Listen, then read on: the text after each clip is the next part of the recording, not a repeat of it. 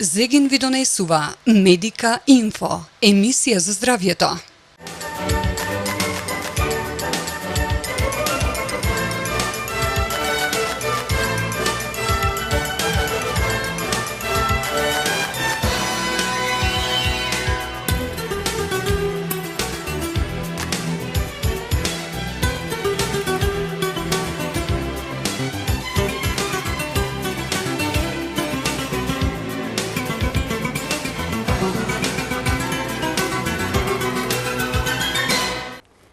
Може би здравјето и не е се, но без здравјето за сите се ќе биде ништо. Добре дојдовте во новото издание на Медика Инфо, емисија од областа на здравјето, која што ви нуди корисни информации за вашата здравствена состојба и интересни податоци за сите заболувања за кои што зборуваме преку нашите соговорници и исто онакви какви што денеска ќе пласираме до вас, станува збор за тема од областа на дијагностиката, односно за крвните анализи кои што представуваат можеби и репер кога станува збор за дијагностицирање на сомневање на одредено заболување.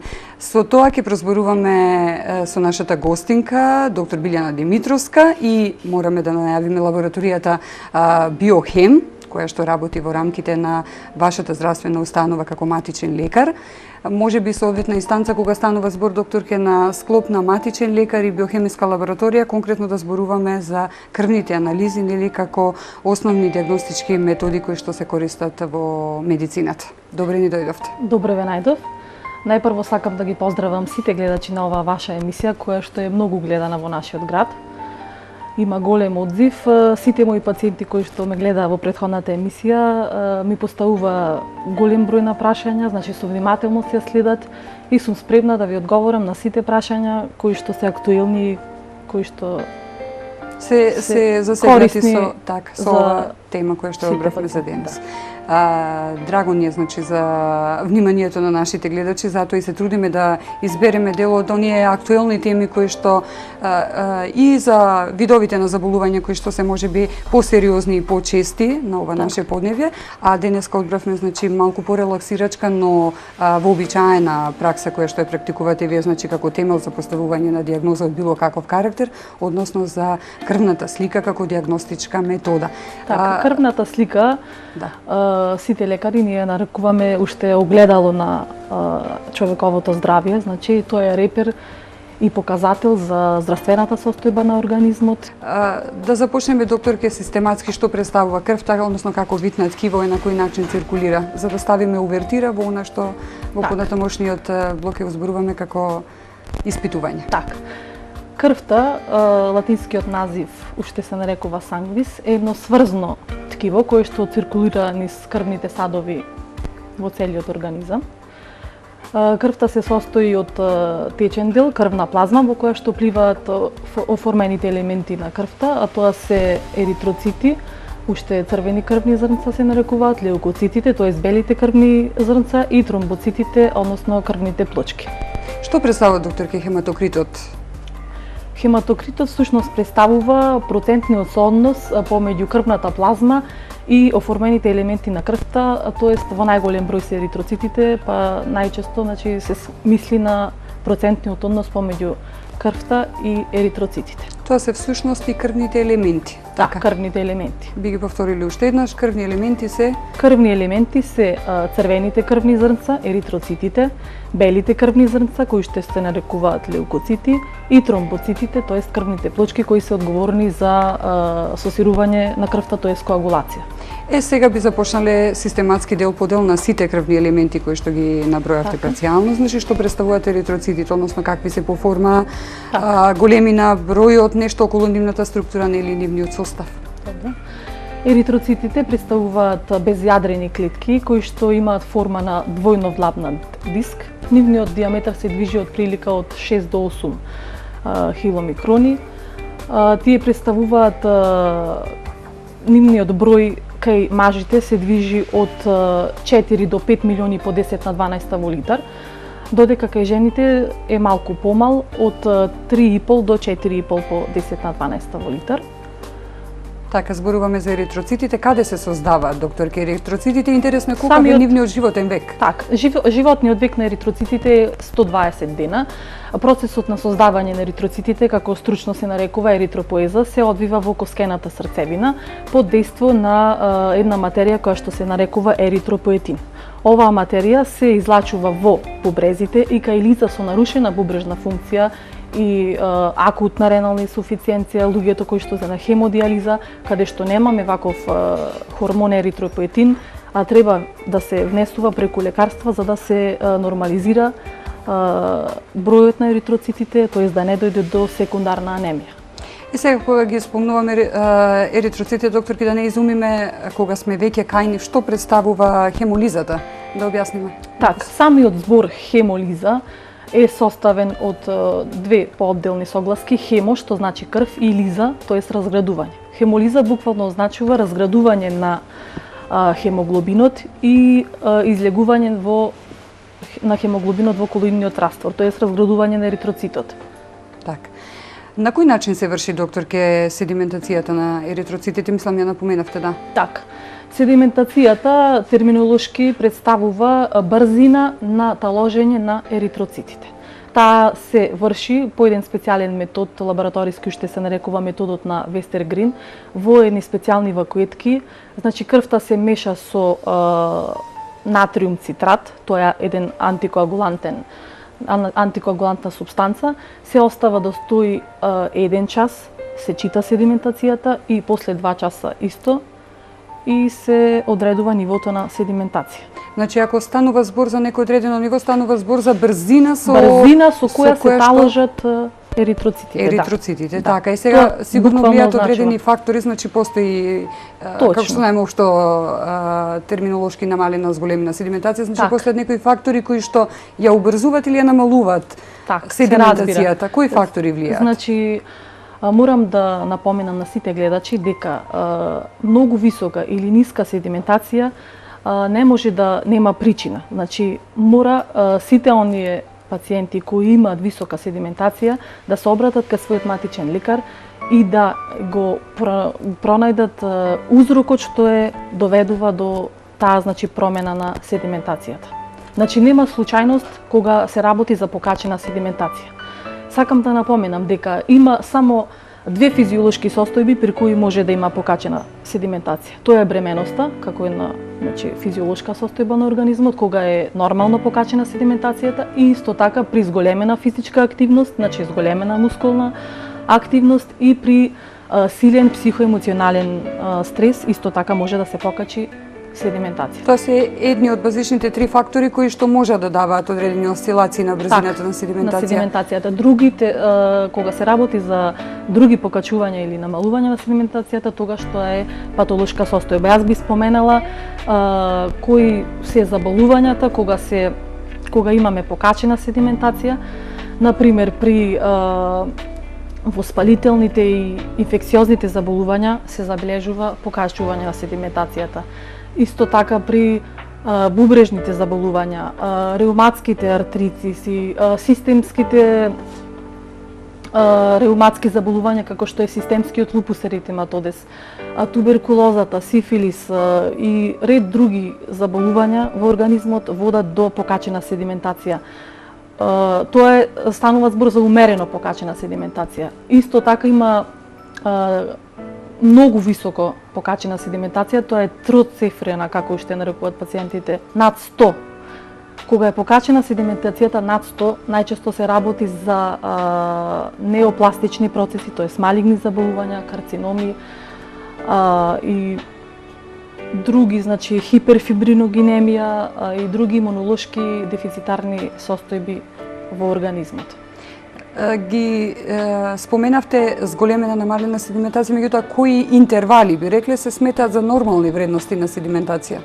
Нормални вредности на седиментација, значи, варираат во зависност од полот, возраста, расата. Би напоменала дека кај доенчината и малите дечина седиментацијата е многу ниска. Кај лица во активна возраст, значи до 35-40 годишна возраст, нормална седиментација е до 10. Кај мажите обично имаме пониска седиментација во однос на жените. Кај лицата над 50 годишна возраст, значи се толерира седиментација до 20 кај мажи и до 25 кај жени, како нормална седиментација. Станува збор за лица над 50 годишна возраст. Не споменав за многу ниска седиментација, зашто и тоа е патолошка состојба. Многу ниска седиментација се среќава кај застој на срцева слабост, кај еден посебен вид на анемија, како што е српестата анемија и ред други заболувања. Но постојат, докторке, луѓе кои што можеби од необјаснети причини или би рекле од самото раѓање имаат низок интервал на седиментација. Не знам се колку таа состојба е, колку е честа пред се за да се смета како нормална таа состојба или вообичаена, би рекле, кај тие луѓе во одредени случаи, меѓутоа и покрај ниската седиментација при одредени испитувања не се дијагностицира никогаш постоење на некоја патолошка состојба. Колку е честа оваа појава? Дали има луѓе кои што се раѓаат со ниска седиментација? Има. Го одговорив ова прашање пред малку дека сите срцеви конгенитални заболувања, срцева застојна слабост, вродени срцеви други заболувања се со ниска седиментација. Српестата анемија и други заболувања на хематолошкиот систем се со ниска седиментација. Треба да има некој узрок за... Да. Индикација при кои заболувања, доктор, ке представува зголемена или намалена седиментација? Всушност, дели од овие заболувања кои што претходно ги напоменавте, се. Меѓутоа, како репер, кога правиме крвна слика, нели намалената или зголемената седиментација укажува на некоја состојба. Покачена седиментација, ке повторам, покачена седиментација имаме при анемија, при бубрежни заболувања, при инфекциозни заболувања, настинки, грип и други воспалителни заболувања. Кај, кажав, туберкулоза, сифилис, системски реуматски заболувања. Реумата е едно заболување кое што протекува со една константно висока седиментација, над 50-60 и пациентите, години се жалат уназад дека имаат висока седиментација, провели реума фактор, тој бил негативен, но треба да се спомене дека има и реума негативен фактор, реума. И можам да кажам дека реуматските заболувања се доста чести во ова поднебје и тие се карактеризираат со висока седиментација.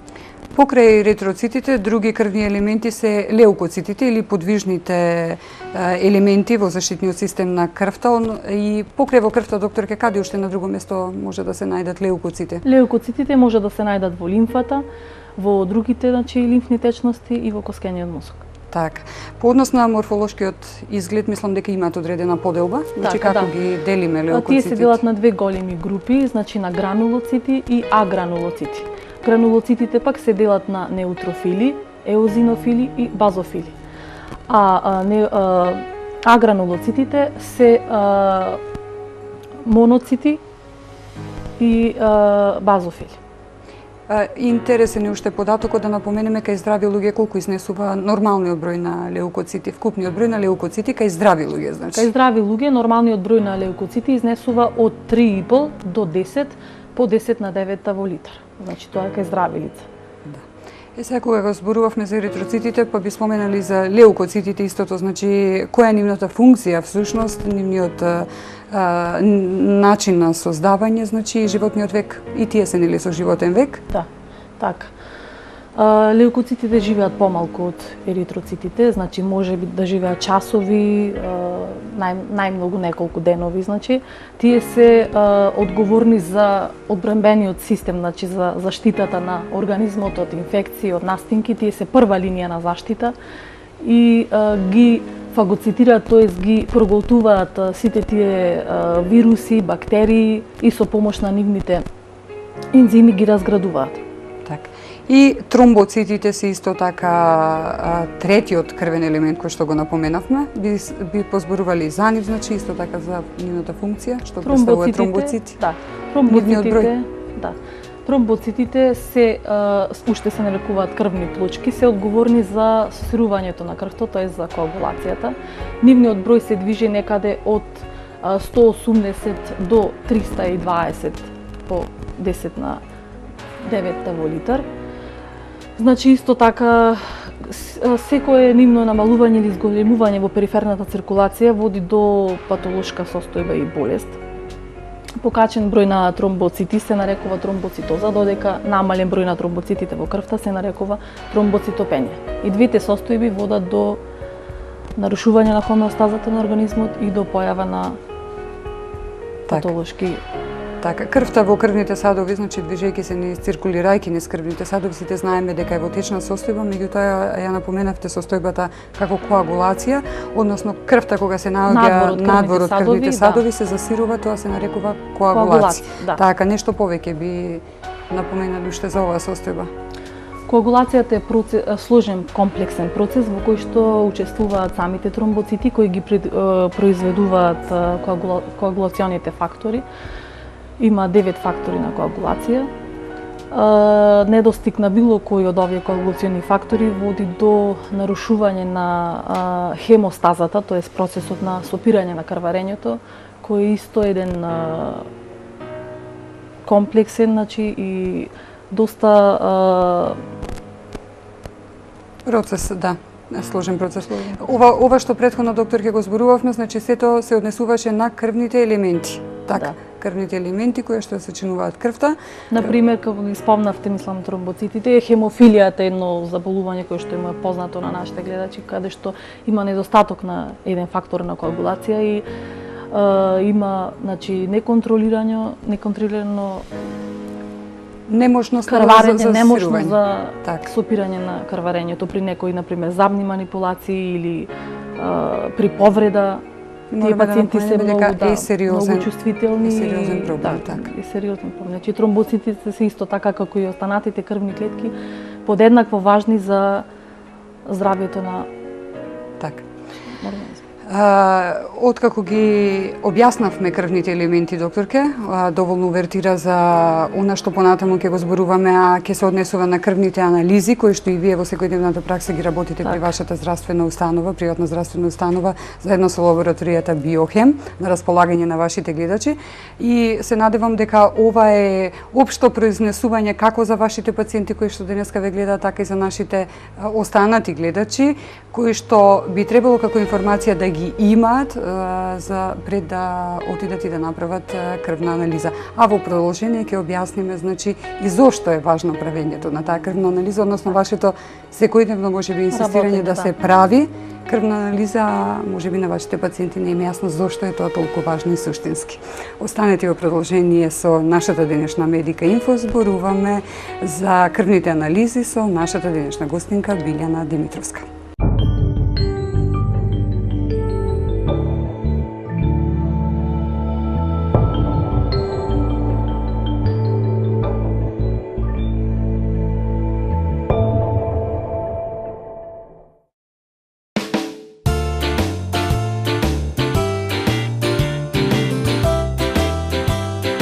Мемофлаш со гинко билоба.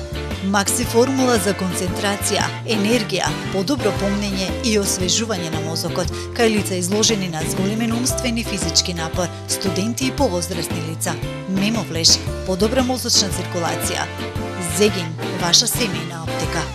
Зегин, аптекарски бисер на Македонија.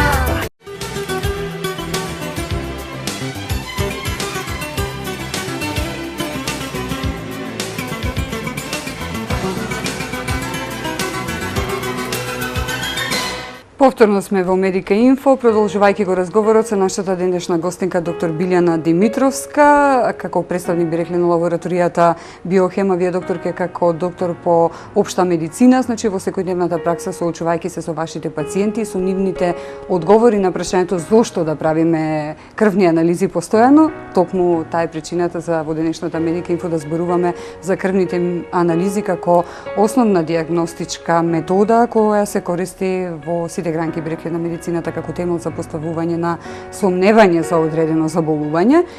И ги споменавме, ги набројавме, значи крвните елементи за да направиме увертира и за сето она што можеби не се зборува кога ќе ве посетат вас како матичен лекар со вашите пациенти во интерес на времето, би рекле.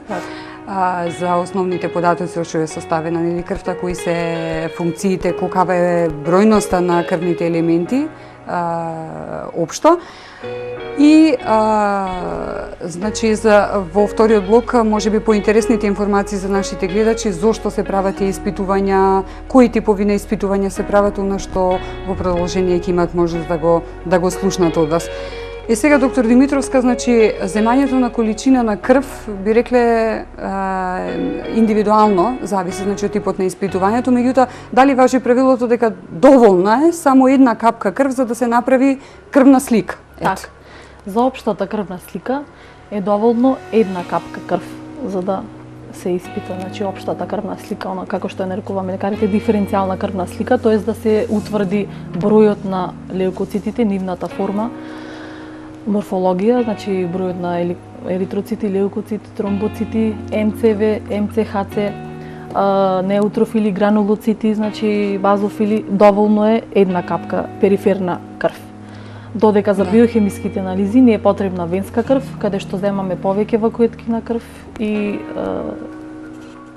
не е потребна поголема количина, би рекла. И подолго време за испитување. За испитување. Кога станува збор за лабораториско испитување на крвта, доктор, ке постојат два основни видови, би рекле, на анализа, така како базични. Кои се тие? Тоа е општата крвна слика, значи и биохемиските анализи кои што вклучуваат одредување на серумско железо, одредување на нивото на урија и креатинин, одредување на триглицериди и холестерол, ХДЛ, ЛДЛ, одредување на трансаминази, аланин и аспартатаминотрансферазата. Так. Или за други ензими. Напоменавте дека значи покрај земањето и општо познато, нели покрај земањето на примерок на крв од прстот се зема нели примерок на крв од вена, од вената на раката. Сега за кои типови на испитување се преферира земање на крв од прст, а за кои типови на испитување земање на крв на вена? Или тоа во зависност од количината, нели кажавте, мислам дека за помала количина се зема при испитување на крвната слика се зема крв од прстот, нели за поголема количина од вената. Така. Значи и за гликемија можам да му напоменам на сите, значи и на диабетичари и на други пациенти кои сакаат да проверат гликемија на гладно, тоест концентрацијата на шекер во крвта на гладно. Што може би како една од поинтересните би рекли испитувања. Значи испитувањето на гликемија од венска крв се разликува за една единица обично од испитувањето што е многу во вредност. На крв од капиларна крв, значи од прст. Затоа што концентрацијата на шекерот во венската крв е со повисоко ниво. Так. При правењето на крвна слика, докторке, може да се избере што конкретно значи сакаме да провериме, анализа на кои параметри офаќа она од секојдневна пракса позната општа анализа на крв. Крвна слика. Так. Општа анализа на крв или како што ние нарекуваме лекарите ЛУ1 опфаќа комплетна диференцијална крвна слика, серумско железо, уреа, креатинин, лош и добар холестерол, ЛДЛ, ХДЛ, триглицериди. Значи тоа се некои вообичаени, би рекле, параметри кои што ги добиваат. Да, со хепатан. Тоа е она рутинската крвна слика кој што повеќето од граѓаните ја бараат да ја направат при проверка на својата општа здравствена состојба. Сега би повториле околу некои референтни вредности кои што и ги напоменавте во првиот блок од разговорот. За референтни вредности можни проблеми при нивно покачување или намалување на нивото, на што се должи зголемениот број, на што намалениот број на, како што ги споменавме, еритроцитите, леукоцитите и тромбоцитите како крвни елементи. Како за подсетување, докторки? Так, намалениот број на еритроцити се нарекува уште анемија. Значи, намалениот број на еритроцити е сврзан со анемија. Сега имаме повеќе видови на анемија, имаме железодефицитна анемија, кога е намалено, покрај бројот на еритроцитите е намалено количеството на железо, значи во крвта. Имаме мегалобластна анемија, хемолитичка анемија и други подвидови на анемија. Тие сите се сврзани со намален број на еритроцитите. Леукоцитозите, или како уште во народот се нарекуваат леукемии, се сврзани обично со намалување на бројот на крвните оформени елементи, т.е. намалување на бројот на еритроцити, леукоцити, тромбоцити во периферната циркулација и зголемен број на незрели клетки, т.е. во периферната циркулација кои што се множат со неконтролирано, но се млади, незрели и водат до патолошки изјави во организмот. И уште тромбоцитите? Тромбоцитите, спомена во првиот дел, зголемен број на тромбоцитите се нарекува тромбоцитоза, додека намален број тромбоцитопенија. Имаме таму подвидови, значи тоа е веќе работа на хематолозите. Не би ги замарали нашите гледачи со тие информации, значи само општо. Да, што сега кога се зема една крвна слика, ние како нестручни лица би рекле општи граѓани, значи она што прво впечатливо ни е нивото на хемоглобин во крвта, можеби како најинтересен податок, она што знаеме да го читаме, сега би кажале на што укажува неговото намалено количество, нели тоа е она што е индикативно и сериозно. Така. Нормално нивото на хемоглобинот во крвта треба да се движи во границите од 102 до 150, значи грам на литар. Намалено количество на хемоглобин во крвта, значи укажува на анемија. Тоа е она што е индикативно и сериозно за во понатамошниот третман да биде применувано како параметар. Сега, докторка, освен основните параметри кои што се прават при вообичаено, би рекле, вообичаено лабораториско испитување на крвта, постојат и така наречени биохемиски анализи. Кои се тие биохемиски анализи ќе напоменеме, меѓутоа се одредуваат во случај доколку има потреба. Не се права, значи, при рутинската контрола на крвната слика. Значи се прават по потреба. По потреба, например, при некои патолошки состојби, како што е, например, акутниот миокард, се прават некои ензимски статус, тоест проверка на креатинкиназата во крвта, проверка на тропонин и на лактат дехидрогеназа. Тоа е клиничната констелација за да се постави категорична диагноза инфаркт на миокардот. Кај стеатоза на црниот дроб, кој што е пред состојба на цироза на црниот дроб, исто така се и кај други воспалителни заболувања на хепарот се прават други ензимски, значи испитувања како што се аланин аминотрансферазата или позната во народ АЛТ и аспартат аминотрансферазата АСТ.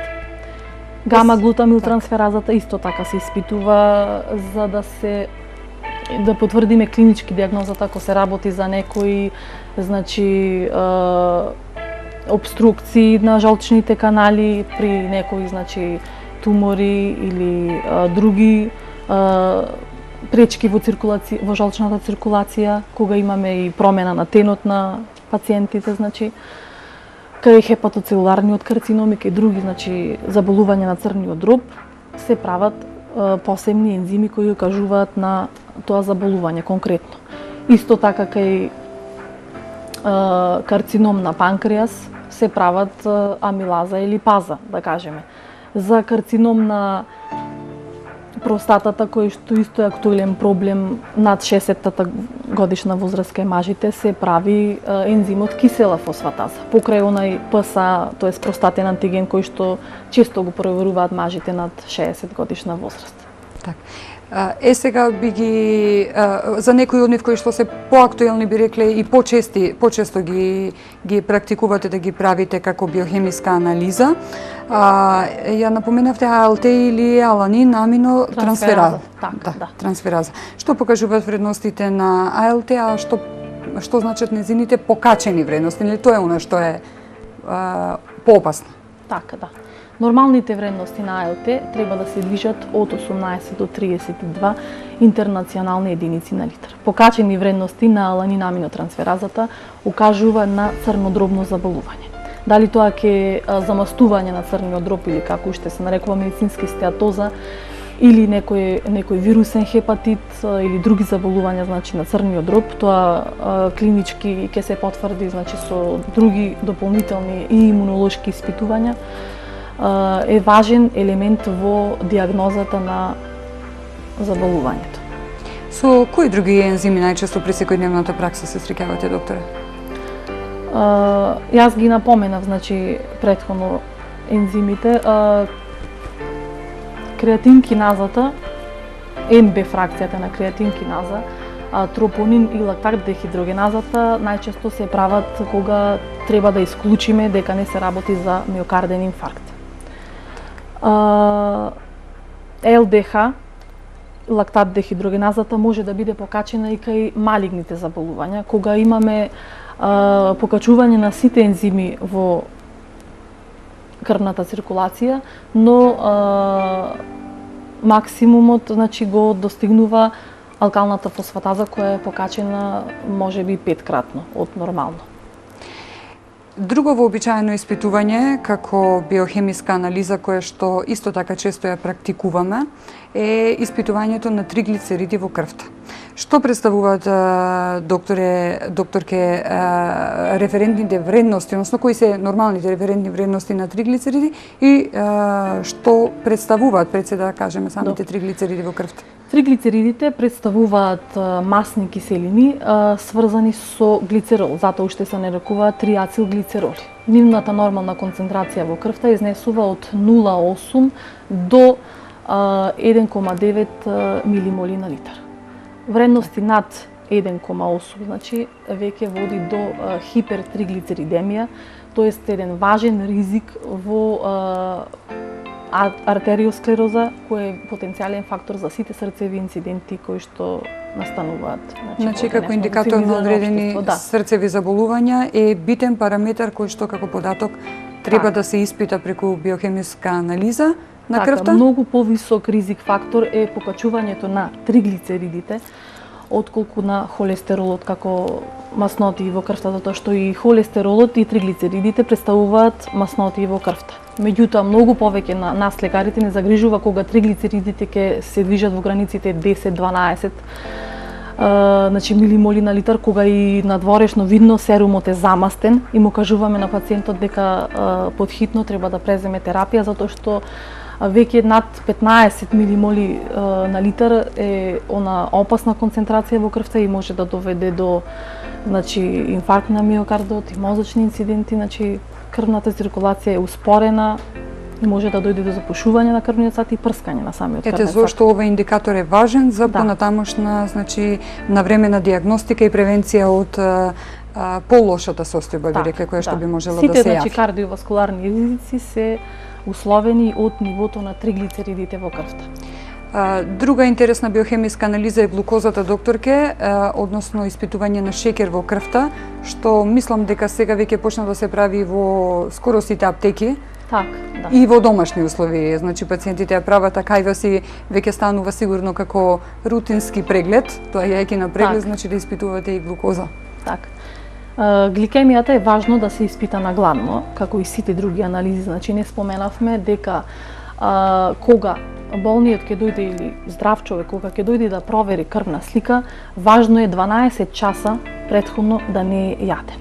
Значи за да показателите се веродостојни. Затоа што ни се случува пациентот да вечерал касно во 12 или 1 часот по полнок јаделе, значи меса, пржени работи, пијале вино, доаѓа са бајлен да провери крвна слика, триглицериди 10 и се случува на, значи, панична ситуација во која што и вие како доктор сте затечени, така да преземе, но кога со подетална анамнеза ќе го прашаме пациентот дали случајно е јаден, затоа што гледаме се работи за млади витални пациенти кога немаат никаков, значи никаква предиспозиција за толку високи триглицериди, со подетална анамнеза доведуваме до заклучок дека многу касно вечерта јаделе, ја повторуваме анализата за 1 или 2 недели и се уверуваме дека тоа не е точно, значи била моментална состојба. Да не се тревожат пациентите ако некогаш, значи во животот добиле некои високи вредности на триглицериди, да се потсетат дали касно во доцните часови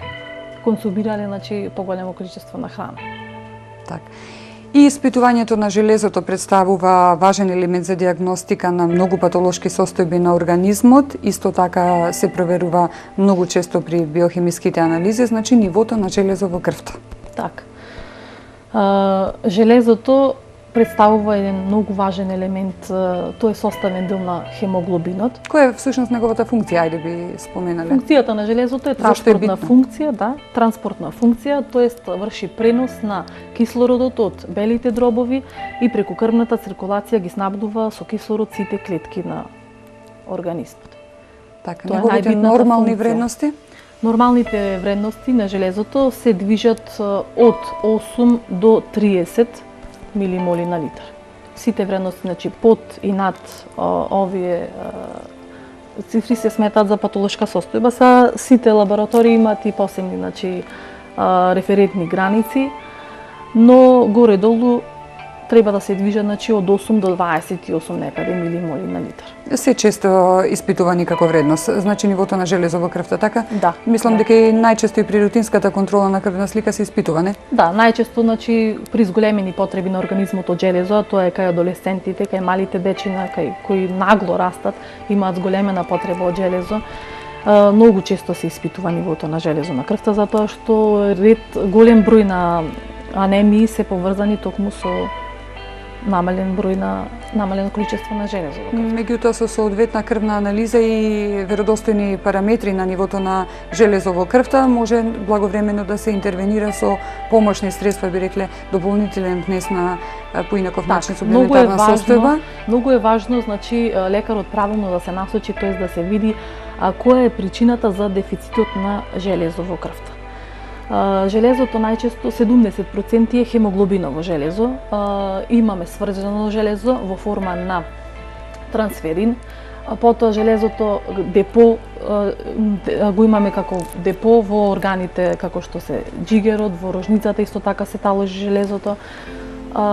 Многу е важно да се открие дефицитот на железото, односно од каде произлегува тоа ниско железо. Најпрво, кога ќе видиме ниско железо, сите помислуваме на анемија. Меѓутоа треба да се провери дали анемијата е првична или секундарна, тоест се должи на некое друго заболување во организмот кое што предизвикало секундарна анемија. Значи, дефицит на железо може да имаме при некои гастроинтестинални крварења, тоест крварење, да речеме, на чир на желудникот, кој ќе предизвика до пат на концентрациите на железо во крвната циркулација.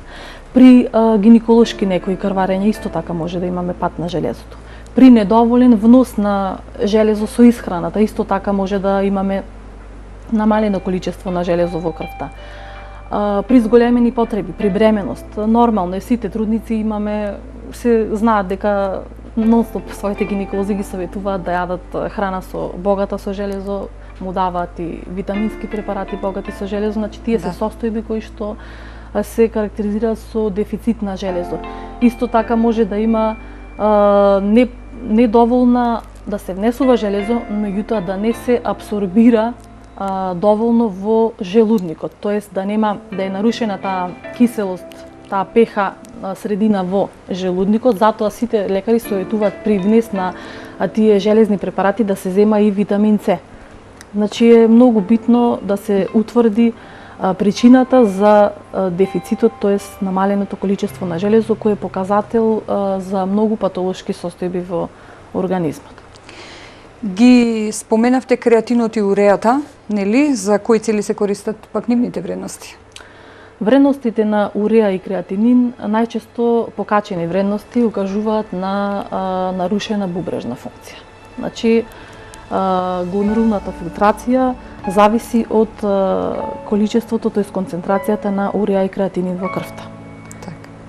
Покаченото ниво на холестеролот, како што и вие заклучивте, во поново време представува докторке почеста појава, која е неговата референтна вредност, уште еднаш би напоменале затоа што е битен податок? За холестерол не кажавме, за триглицеридите. За триглицеридите, да. Тука сте да не поправите, како стручно лице. Така, холестеролот, нормалните референтни вредности на холестеролот во крвта се движат од 3,5 до 6,5 милимоли на литар. Вредностите над 6,5 веќе се сметат за хиперхолестеролемија, тоест зголемена концентрација на холестерол во крвта. Сега имаме два подвида на холестерол. Лош, low density lipoproteins, LDL, тоа се нарекува лош холестерол, тој е многу поопасен и затоа сите доктори рутински го бараат да се испита покревкупниот холестерол, лошиот и добриот холестерол. Додека HDL зголемени вредности на ХДЛ го радуваат пациентот на тоа што за сметка на вкупниот холестерол добриот е во поголемо количество, значи не треба да го тревожи пациентот ако вкупниот холестерол е на граница или на една единица повеќе, ако за сметка на ХДЛ е покачен вкупниот холестерол, меѓутоа ако ЛДЛ, тоест лошиот холестерол е доста покачен, тоа веќе е знак за да се преземи некоја терапија. Аларм, доволен аларм, да. так. Постојат докторки и основни хормонски и имунолошки анализи би напоменале општо и за нив, значи за хормонските се можеби блиску до нас кои што се прават нели во лабораториите кои што не се достапни, дали вие во вашата лабораторија ги правите хормонските испитувања? Се уште не, но во иднина ќе ги правиме, да. Так. Ги напоменавме имунолошките анализи, најчести хормонски само ќе напоменам, најчести хормонски испитувања се испитување на ТСХ, тоа е тироид стимулирачки хормон кој што се лачи од адено хипофизата. Потоа се испитуваат Т3, триодтиронин и Т4. Тие се хормони на тироидната жлезда. Покачено или намалено ниво води до хипер, односно хипофункција на тироидната жлезда и одредени клинички изјави и манифестации на организмот, значи затоа се испитува нивното ниво.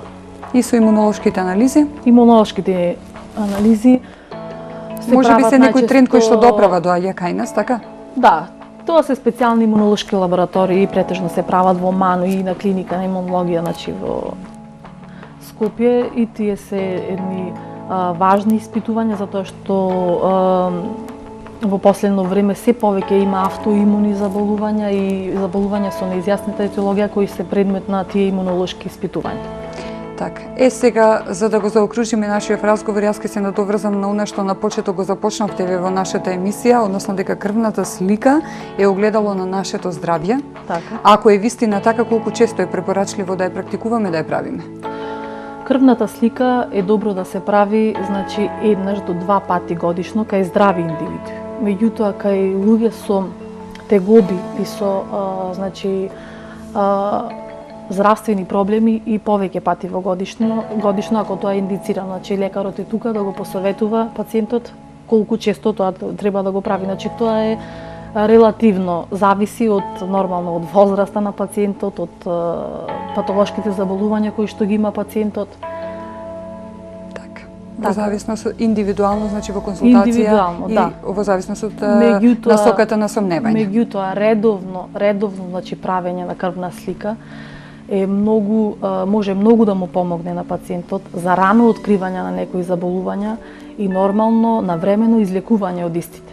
Затоа што не е правилно кога ќе го прашаме некој пациент од кога не сте направиле крвна слика, од докторке 5 или 10 години, мислам, младите, ова го апелирам на младите луѓе да прават крвна слика барем еднаш во годината, затоа што сум се соочувала со млади пациенти кои што имаат симптоми, значи често мокрење, сува уста, покачен апетит, потење и други симптоми го прикриваат тоа, значи сум му направила на рутинска крвна слика и сум се фрапирала колку висока гликемија ќе сретнам или висок холестерол или триглицериди, а тие воопшто не водат сметка за тоа. Не се ни свести. Да.